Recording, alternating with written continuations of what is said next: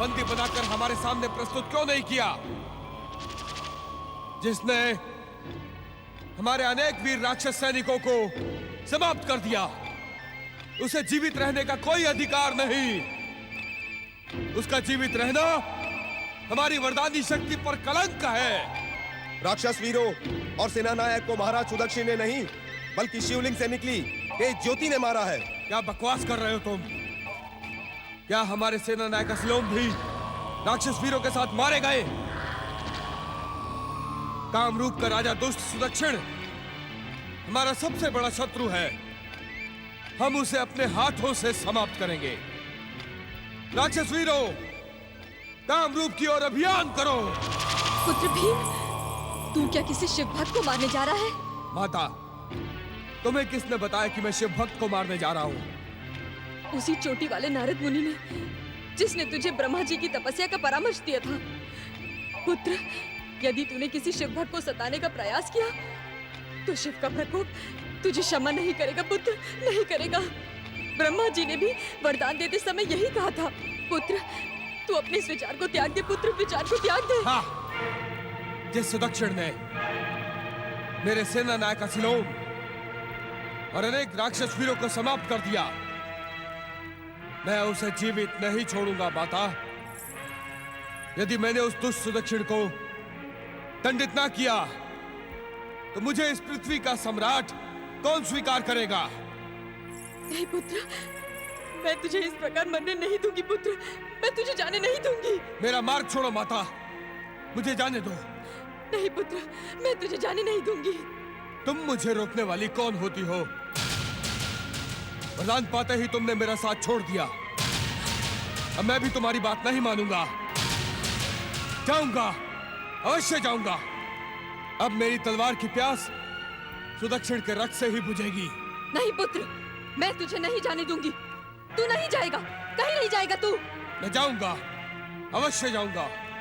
मुझे मृत्यु स्वीकार है, परंतु एक राक्षस द्रोही और पिता के विश्वासघाती का संबोधन नहीं।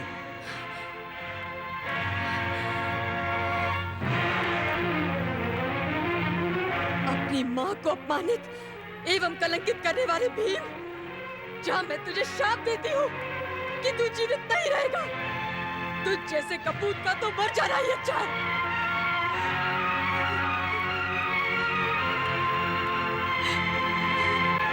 महाराज, आपका विचार अति उत्तम है। आज से हम निरंतर शिव पूजन का संकल्प प्रारंभ कर देंगे। आज के बाद हम प्रतिदिन भगवान शिव का व्रत करेंगे और फलाहार करते हुए अपने जीवन का हर क्षण शिव चरणों में समर्पित कर देंगे।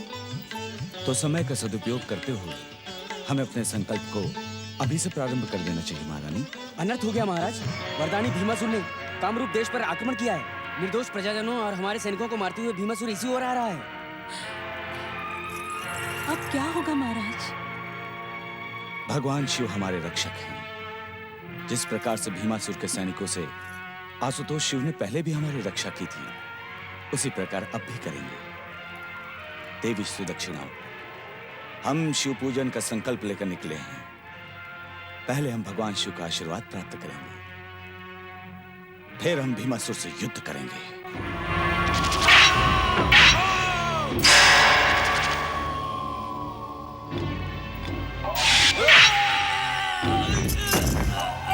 दुष्ट सुदक्षिण, तुम्हें राक्षस विद्रोह का दंड देने के लिए हम स्वयं आए हैं। दंड या पुरस्कार देने के अधिकारी केवल सृष्टि के नियंता भगवान शिव हैं भीमासुर।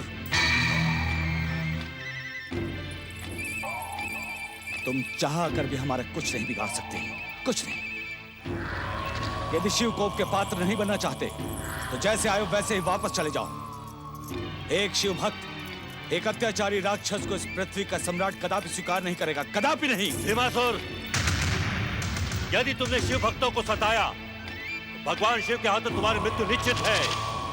यदि तूने किसी शिव भक्त को मारने का प्रयास किया तो शिव का प्रकोप तुझे क्षमा नहीं करेगा। राक्षस वीरों, इस राक्षस शत्रु को बंदी बनाकर सह्याद्री के कारागार में डाल दो। यदि कल तक इसने हमें इस पृथ्वी का सम्राट स्वीकार नहीं किया तो हम इसी खड़क से इसके सर को धड़ से अलग कर देंगे। फिर चाहे परिणाम कुछ भी हो। स्वामी, मैं भी आपके साथ बंदी गृह चलूंगी।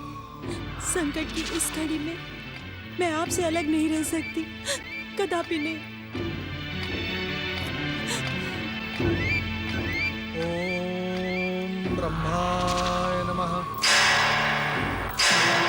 अनर्थ हो गया परमपिता, अनर्थ हो गया। संसार में ब्रह्म वाक्य मिथ्या हो गया परमपिता। आज दुष्ट भीमासुर इस शिवभक्त को सताने में सफल हो गया। परमपिता अपनी आंखें खोले, आंखें खोले परमपिता। अपनी आराधना, अपनी साधना को विराम दे परमपिता, अपनी आंखें खोले। अन्यथा दुष्ट भीमासुर पृथ्वीलोक को अपने अत्याचारों से मत डालेगा परमपिता, अपनी आंखें खोले।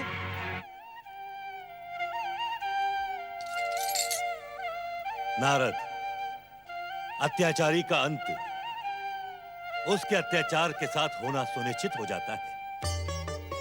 इसलिए इस समय तुम उत्तेजित और विचलित न हो और ध्यान से हमारी बात सुनो। इस समय तुम्हें तुम्हारे कर्तव्य पुकार रहे हैं। मेरे कर्तव्य? नारायण नारायण, मैं कुछ समझा नहीं परमपिता।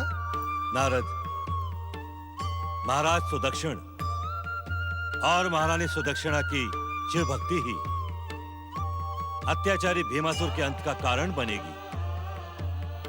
इसलिए उन दोनों को अपने जीवन का हर पल शिव चरणों में समर्पित करना होगा। तुम सह्याद्री के कारागृह जाकर कामरूप के महाराज सुदक्षिण और महारानी सुदक्षिणा की हर प्रकार से सहायता करो। जो आज्ञा परमपिता। ओम नमः शिवाय।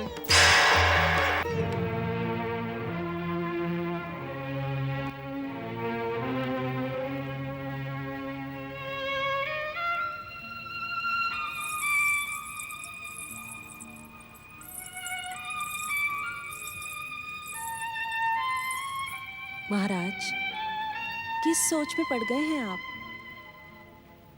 हम कितनी बार आपसे पूछ चुके हैं, लेकिन आप हमारे प्रश्न का उत्तर ही नहीं देते।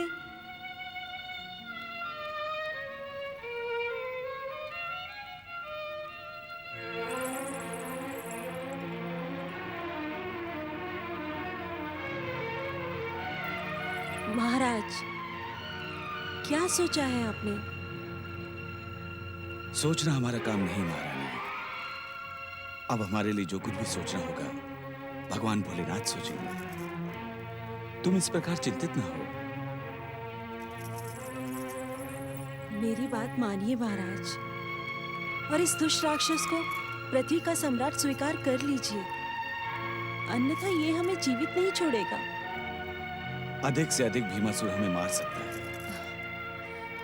हमें अपने प्राणों का मोह नहीं है देवी। जीवन और मृत्यु तो भगवान शिव के अधीन है। यदि शिव इच्छा होगी तो हमें मृत्यु भी स्वीकार है, परंतु प्राण रहते हम अपनी शिव भक्ति पर कोई आंच नहीं आने देंगे। देवी, हमने निरंतर शिव पूजन का जो संकल्प लिया था उसमें बहुत विलंब हो चुका है। अब हमें एक क्षण भी व्यर्थ किए बिना स्वयं को शिव चरणों में समर्पित कर देना चाहिए। ये आप क्या कह रहे हैं महाराज? इस कारागृह में ना तो शिवलिंग है और ना शिव पूजन के योग्य कोई सामग्री। हम पूजन कैसे करेंगे? भगवान न पूजन सामग्री के भूखे होते हैं और न ही आडंबर के। भगवान तो भाव और भावना देखते हैं। देवी, भगवान शिव शंकर हमारे हृदय में विराजमान हैं। हम उन्हीं को साक्षी मानकर अपने संकल्प का पूजन प्रारंभ करेंगे। ओम नमः शिवाय, ओम नमः शिवाय, ओम नमः शिवाय, ओम नमः शिवाय।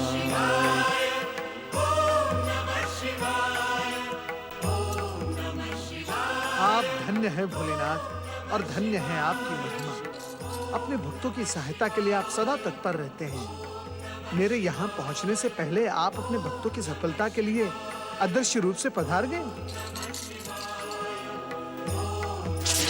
ओम नमः शिवाय, ओम नमः शिवाय, ओम नमः शिवाय। भोलेनाथ, भोलेनाथ, जब आप इस सह्याद्री के कारागृह में पधार ही गए हैं, तो कृपया अपने इन भक्तों को अपने साक्षात दर्शन भी दें।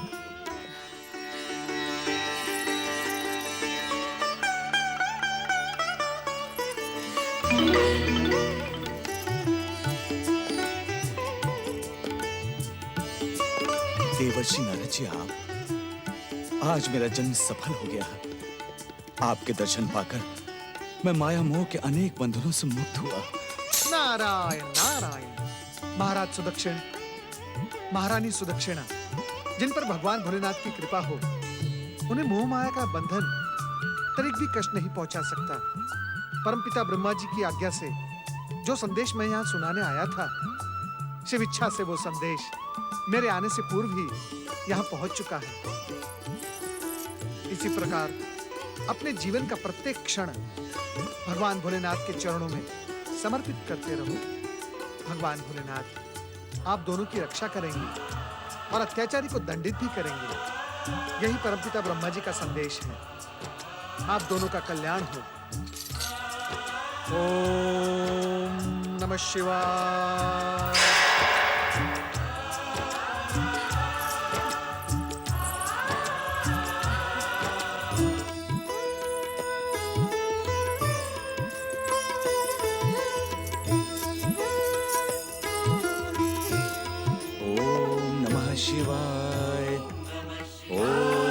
शिवाय, ओम नमः शिवाय।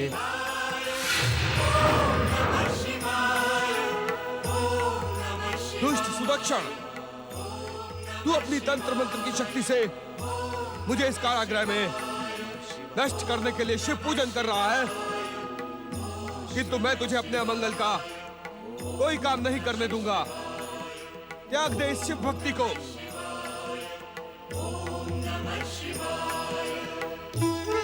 यदि तूने मुझे अभी और इसी समय इस संसार का सम्राट स्वीकार नहीं किया, तो मैं ब्रह्मा की चेतावनी और अपनी माता करकटी की बात को भूलकर तुम दोनों को यमलोक पहुंचा दूंगा। इस शिव भक्ति को त्याग कर मुझे इस संसार का सम्राट स्वीकार कर। अब मेरे भयानक क्रोध से तुम दोनों को संसार की कोई शक्ति नहीं बचा सकती।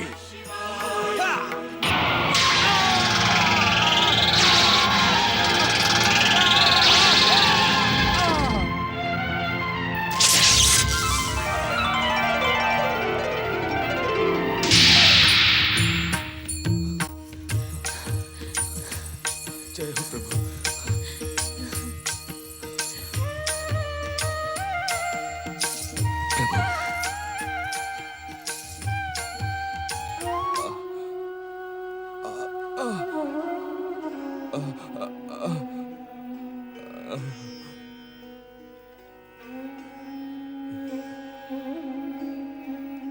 मुझे वरदान देते समय ब्रह्मदेव ने और यहाँ आने से पूर्व माता करकटी ने बार बार सावधान किया था, परंतु मैंने अपने अभिमान और अहंकार के कारण आपके भक्तों को सताने का भयानक पाप किया था। हे भोलेनाथ, मैं पापी हूं, अपराधी हूं,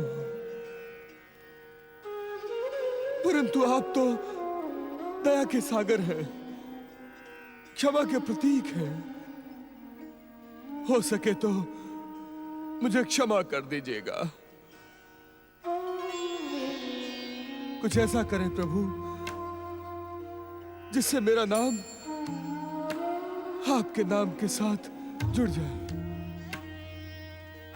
जिससे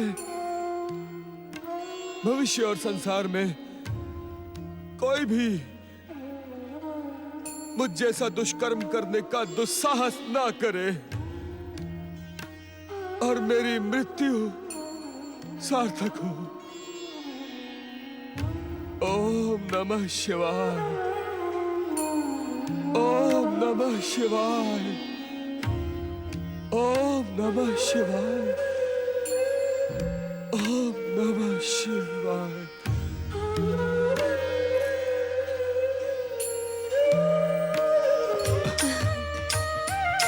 भोलेनाथ की जय हो, भोलेनाथ की जय हो।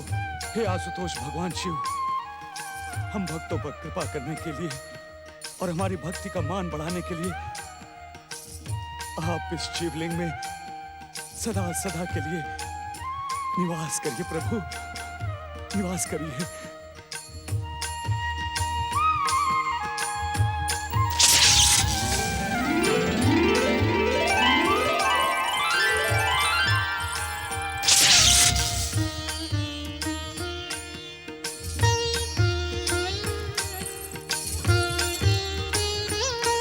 भगवान भोलेनाथ की जय।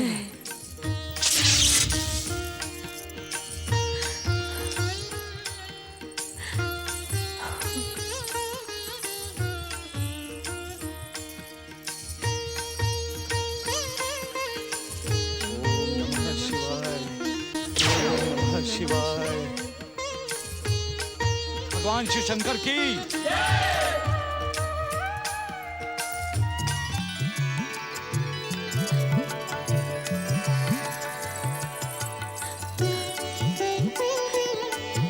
अपने अंत समय में भीमासुर ने न केवल पश्चाताप किया, अपितु परम पावन पंचाक्षरी मंत्र का स्मरण करते हुए अपने प्राण त्याग दिए। इसी कारण भोलेनाथ भगवान शिव ने अपनी इच्छा और कृपा से भीमासुर की भक्ति को सुदृढ़ करने के लिए इस तीर्थ का नाम भीमा शंकर सुनिश्चित किया है। सभी का कल्याण करने वाले भगवान भीमा शंकर की तीर्थराज भीमा शंकर की महिमा के साथ ही महाराज सुदक्षिण और महारानी सुदक्षिणा की शिव भक्ति की कीर्ति भी अनंत कालों तक अमर रहेगी। भगवान भीमा शंकर की यात्रा करने वाला भक्त किसी भी प्रकार के भय, आतंक और अत्याचार से मुक्त हो जाएगा। देवराज, इस तीर्थ यात्रा के प्रभाव ने आपके भय को भी दूर कर दिया है। भीमासुर के अंत ने आपके लिए स्वर्ग के द्वार पुनः खोल दिए हैं। जाए देवराज, स्वर्ग का सिंहासन आपकी प्रतीक्षा कर रहा है। परंतु देवराज, जाने से पहले इस पावन तीर्थ की पवित्र स्मृति अपने हृदय में बैठा लो और अपने जीवन का प्रत्येक क्षण शिव चरणों में समर्पित कर दो, जिससे आपका भविष्य और स्वर्ग शिव कृपा से सुरक्षित रहे।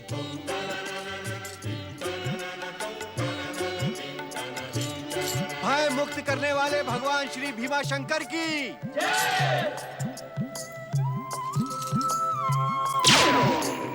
शिव के भक्त जनों ने पुकारा जब संकट पड़ने पर, शिव के भक्त जनों ने पुकारा जब संकट पड़ने पर, तब तब ज्योतिर्लिंग में पधारे अजर अमर शिव शंकर। अजर अमर शिव शंकर, अजर अमर शिव शंकर, अजर अमर शिव शंकर, अजर अमर शिव शंकर, अजर अमर शिव शंकर, अजर अमर शिव शंकर, अजर अमर शिव शंकर, अजर अमर शिव शंकर।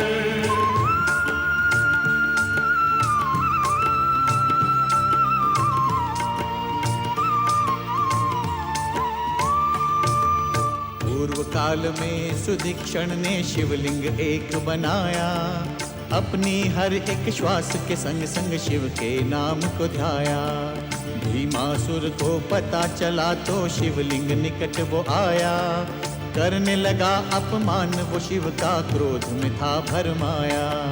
वार लिंग पे करने लगा वो भीमेश्वर जी प्रकट हुए, भीमासुर का वध कर डाला केवल एक हुंकार लिए। तब से ज्योतिर्लिंग में भीमा शंकर जी विख्यात हुए, उनके मनोरथ हो गए पूरे जिसने इनके दर्श किए। जय जय भीमा शंकर, जय जय भीमा शंकर, जय जय भीमा शंकर, जय जय भीमा शंकर।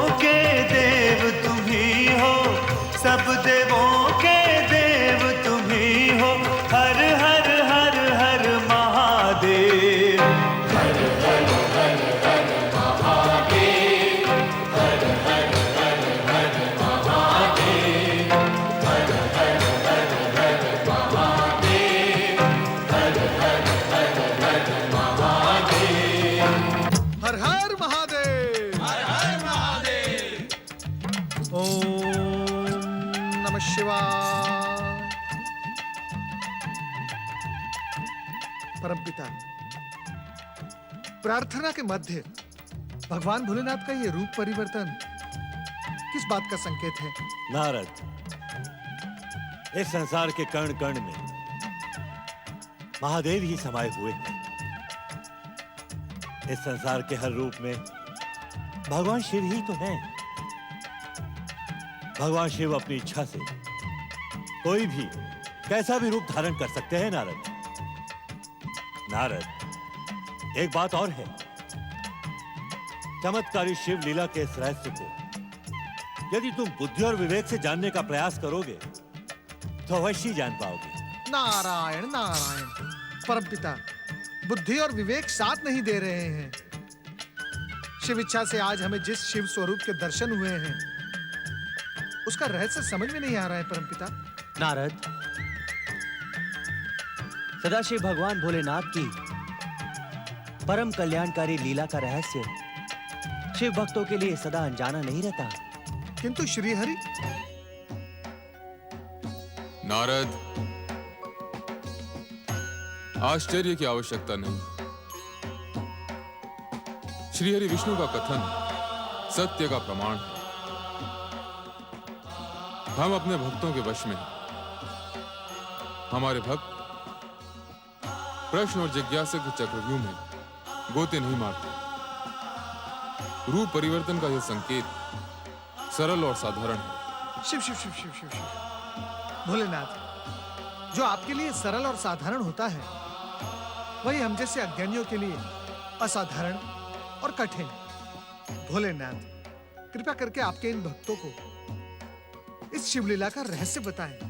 नारद, सृष्टि परिवर्तनशील है।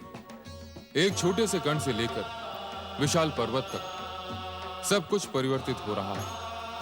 परिवर्तन की यही गति जीवन को सुख, संतुष्टि और कल्याण का संदेश देती है।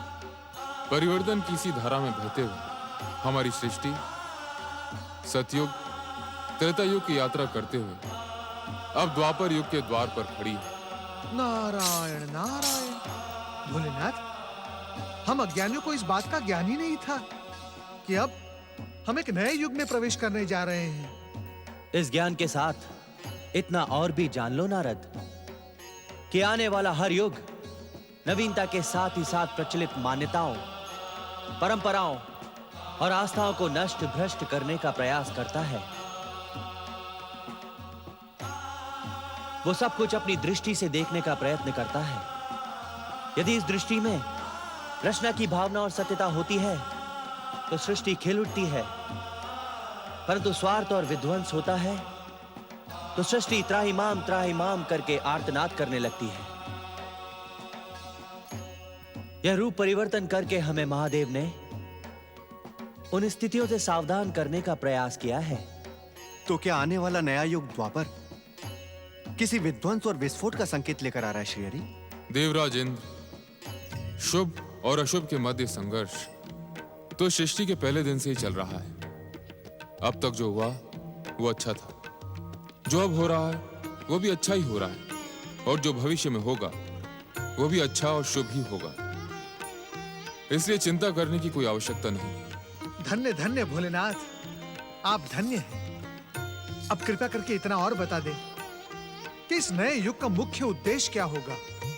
नारद, इस द्वापर युग में दैत्य शक्तियों का प्रभाव कम होगा। ये तो शुभ संकेत है महादेव। बात पूरी होने से पहले ही अपने अनुमान से कुछ कह देना विद्वानों की भाषा में अज्ञान माना जाता है देवराज।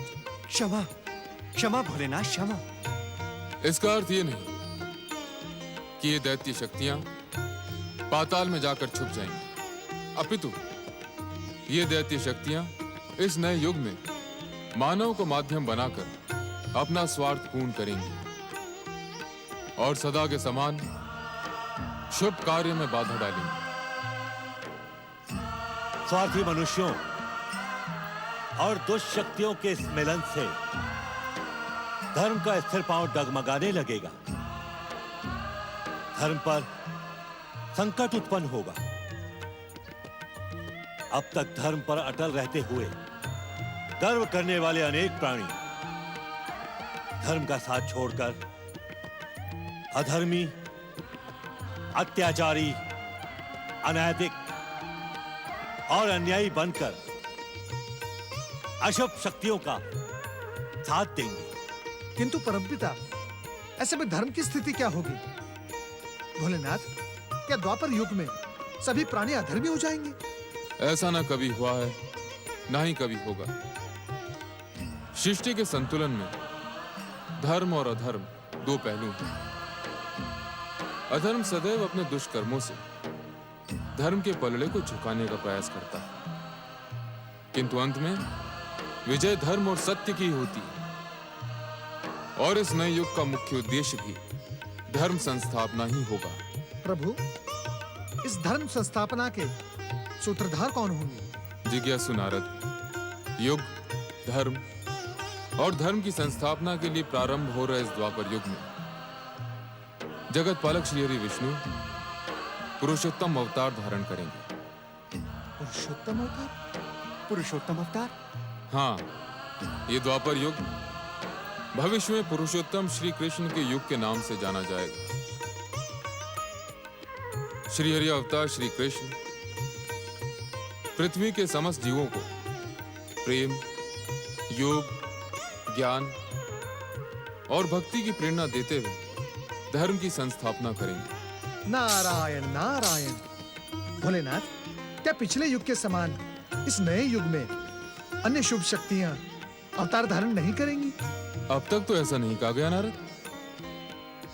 सतयुग और त्रेता युग के समान इस युग में भी अनेक शुभ शक्तियां अवतार धारण करके श्री हरि विष्णु के पुरुषोत्तम अवतार श्री कृष्ण को धर्म की संस्थापना में योगदान देंगे। प्रभु, घटने से पहले घटना को जान लेने की उत्सुकता अनुचित है नारद। अपनी प्रतिभा और पुरुषार्थ से तुम इस नए युग द्वापर के साक्षी बनो। आपका कल्याण हो।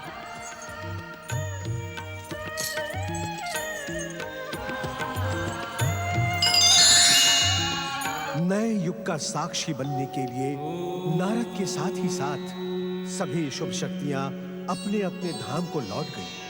शिवेच्छा से सृष्टि की अनंत यात्रा में द्वापर युग का प्रारंभ हुआ। ऋषिपुत्री शकुंतला और महाराज दुष्यंत के प्रेम से जन्मे महाराज भरत के नाम से ऋषियों की इस पवित्र आर्य भूमि को भारतवर्ष के नाम से भी संबोधित किया गया।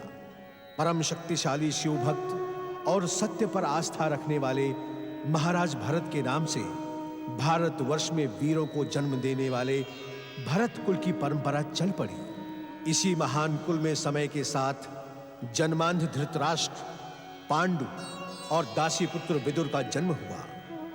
महाराज धृतराष्ट्र के पुत्र कौरव और महाराज पांडु के पुत्र पांडव कहलाए। स्वार्थ भरी महत्वाकांक्षा और प्रतिशोध से जलते कौरवों ने अपने मामा शकुनी की कुटिल नीति को द्यूत के पांसों पर सफल बनाते हुए पांडवों को पराजित कर 12 वर्ष के वनवास और 1 वर्ष का कठोर अज्ञातवास झेलने पर विवश कर दिया। ज्येष्ठ कुरुपुत्र दुर्योधन अपनी इस सफलता से अभिमान के शिखर पर जा बैठा। अभिमानी दुर्योधन ने अट्टहास करते अपने भाई दुशासन से कहा, भरी सभा में द्रौपदी का चीरहरण करके तुमने वीरता का ढोंग करने वाले पांडवों को कहीं मुंह दिखाने के योग्य नहीं छोड़ा। आप सत्य कहते हैं भ्राताश्री। मुझे पूरा विश्वास है कि हस्तिनापुर से निकलकर अपमान और कलंक का दंश धोने के लिए पांडव चुल्लू भर पानी में डूब मरे होंगे। ऐसे घोर अपमान के बाद भ्राता कोई वीर जीवित नहीं रह सकता। परंतु अभी तक मेरे घोर शत्रु पांडवों के मृत्यु का समाचार क्यों नहीं आया? क्यों नहीं आया? कहीं ऐसा तो नहीं कि पांडवों को धूत क्रीड़ा में पराजित देखकर हमारे गुप्तचर सुस्त हो गए? सुस्त तो नहीं भ्राताश्री, परंतु निश्चिंत तो हम भी हो गए हैं। जब तक पांडव हमारे सामने शत्रु बनकर हस्तिनापुर में थे, तब तक हम दिन रात उन्हें नीचा दिखाने की योजना बनाते रहते थे। अब जबकि द्यूत क्रीड़ा में पांडव पराजित होकर 12 वर्षों का वनवास और 1 वर्ष के कठोर अज्ञातवास के लिए निकल चुके हैं, तब मानो ऐसा लगता है कि हमारे लिए कोई काम ही ना बचा हो। अनुज, मैं पांडवों की ओर से बिल्कुल निश्चिंत हो गया हूं। लज्जा के दंड से भले ही पांडव जीवित बच जाएं, परंतु वन का कठोर जीवन उनके मनोबल को नष्ट भ्रष्ट कर देगा। पांडव, प्रणाम मामा श्री। आयुष्मान बाबा। मामा श्री, जब से आपने पांडवों को धूत क्रीड़ा में पराजित किया है, तब से आपके चलने, आपके उठने, आपके बैठने, आपके सोचने में विजय का विजय घोष सुनाई देता है। विजय वीर मामा श्री की जय हो। दुशासन बोलो, विजय वीर मामा श्री की जय हो। भांजो, मैंने सदैव तुमसे ये कहा है कि केवल मेरे पासे नहीं है, ये तो मेरी सेना है, सेना। मामा श्री, मुझे तो पूरा विश्वास है कि सोते जागते हर समय पांडवों को आपके पासों की सेना दिखाई देती होगी। हतभागा युधिष्ठिर तो चौंक चौंक कर पौ बारा कहते हुए रात में भी उठ बैठता होगा। सावधान भांजो, सावधान रहो। ये जो मेरे पासों की सेना है ना, इन्हीं के कारण तुम्हें आज ये महान अवसर और विजयश्री प्राप्त हुई है। परंतु कहीं ऐसा ना हो, कहीं ऐसा ना हो कि 13 वर्षों के पश्चात वो पांडव वापस यहां आकर अपने राज्य की मांग करने लगे। असंभव, असंभव मामा श्री, क्योंकि जिस ओर पांडव गए हैं, वहां से हस्तिनापुर लौट कर आने का कोई मार्ग नहीं है मामा श्री। भ्राताश्री ठीक कहते हैं मामा श्री। अब पांडव नहीं, पांडवों की मृत्यु का दुख भरा समाचार लौट कर आएगा। हाँ मामा श्री, हाँ, मैं भी उसी समाचार की प्रतीक्षा कर रहा हूं। बस भांजो, ये महान अवसर हंसी ठट्टों में उड़ा देने वाला नहीं है। याद रहे कि जब तक तुम्हारे शत्रु ये पांडव जीवित हैं, तब तक तुम इस राज्य के एक छत्र सम्राट कभी नहीं बन सकते दुर्योधन। क्योंकि तुम्हारे शत्रु का जीवित रहना तुम्हारे लिए संकट का एक बड़ा कारण बन सकता है। इसलिए तुम्हारे लिए अच्छा यही रहेगा कि तुम अपने आमोद प्रमोद और हंसी ठट्टों को भूलकर इस समय ये विचार करो कि शत्रु को कैसे समाप्त करना है। भांजे,